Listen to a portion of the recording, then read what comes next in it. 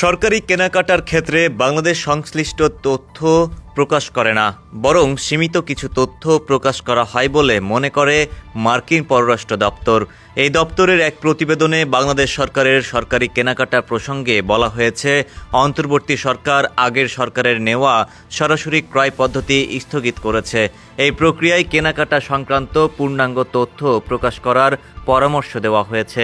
এছাড়া প্রতিবেদনে আরও কয়েকটি পরামর্শ দেওয়া হয়েছে বাংলাদেশকে। বান্ডেল থাকলে প্রতি সেনমানিতে টাকা বাঁচবে। বিকাশ সেনমানি বান্ডেল কিনে জিতুন প্রতি লেনদেনে। ফিসক্যাল ট্রান্সপারেন্সি রিপোর্ট 2025 বা আর্থিক স্বচ্ছতা প্রতিবেদনটি শনিবার পররাষ্ট্র দপ্তরের ওয়েবসাইটে প্রকাশ করা হয়। এতে বলা হয়, বাংলাদেশের আগের সরকারের সময় নির্বাহী বাজেট প্রস্তাব ও প্রণীত বাজেট অনলাইনে সাধারণ জনগণের জন্য প্রকাশ করত, তবে বছরের শেষ হিসাব প্রতিবেদন যৌক্তিক সময়ের মধ্যে প্রকাশ করেনি।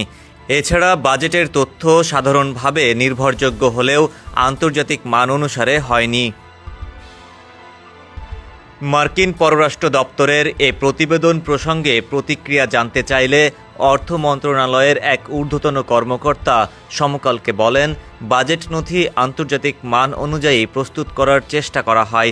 বাজেট ঘোষণার দিন যেসব নথিপত্র দেওয়া হয় সেখানে নির্বাহী কার্যালয়ের ব্যয় আলাদাভাবে দেখানো সহ সরকারের রাজস্ব আয় ও ব্যয়ের চিত্র থাকে।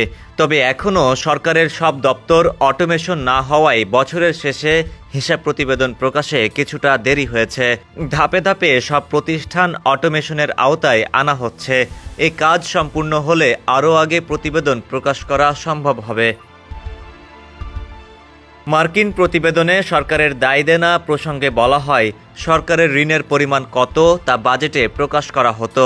বাজেট নথিতে সরকারের পরিকল্পিত ব্যয়, রাজস্ব আয়সহ প্রাকৃতিক সম্পদ থেকে অর্জিত আয় দেখানো হতো, তবে তথ্য অসম্পূর্ণ থাকত। বিশেষ করে নির্বাহী বিভাগের ব্যয় আলাদা করে দেখানো হতো না। বাজেট প্রণয়ন প্রসঙ্গে প্রতিবেদনে বলা হয়, আগের সরকারের বাজেট কাঠামোতে পরিবর্তন আনেনি অন্তর্বর্তী সরকার। এক্ষেত্রে আগের কাঠামোই অনুসরণ করা হচ্ছে। তবে সরকার অর্থনৈতিক স্বচ্ছতা বাড়াতে কিছু গুরুত্বপূর্ণ সংস্কারমূলক পদক্ষেপ নিয়েছে, সে বিষয়ে প্রশংসা করা হয় প্রতিবেদনে। বাংলাদেশের আর্থিক খাতের স্বচ্ছতা আনতে 8টি পরামর্শ দেওয়া হয় প্রতিবেদনে।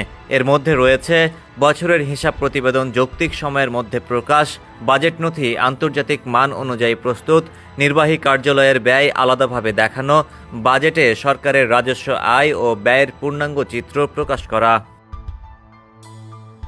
হাসানুর আরিফিন, সমকাল।